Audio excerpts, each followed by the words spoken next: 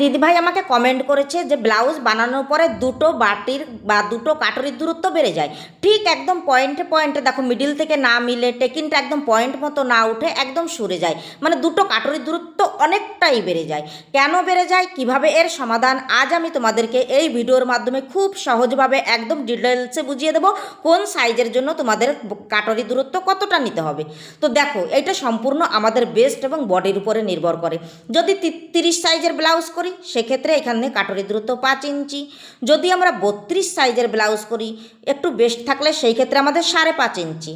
এবং যদি 34, 38, 36 সাইজ করি সেই ক্ষেত্রে আমরা নিয়ে নেব এখান থেকে 6 ইঞ্চি। এবং যদি আমরা 40-এর উপরে চলে যাই, যখন 42, 44 চলে যাব, 45, তখন আমাদের এখান থেকে নিয়ে নিতে হবে দেখো 6 ইঞ্চি থেকে 6.5 ইঞ্চি। তো আমরা একটা ভুল ধারণার মধ্যে থাকি, ভাবি আমাদের অনেক মোটা হয়ে গেলে হয়তো বেস্ট খুব বড়। কখনোই না, বেস্ট কিন্তু আমাদের অতটা বড় থাকে না। অনেক মোটা মানুষেরই দেখবে বেস্ট কিন্তু ছোট থাকে। তো এই ভুল ধারণার জন্যই কিন্তু আমাদের এই সমস্যাটি হয়। যদি ভিডিওটি দেখে দেখে করতে চাও, টাইম লাইনে শেয়ার দিয়ে রাখবে। এই ধরনের ভিডিও পেতে হলে আমার পেজটিকে ফলো করে দেবে।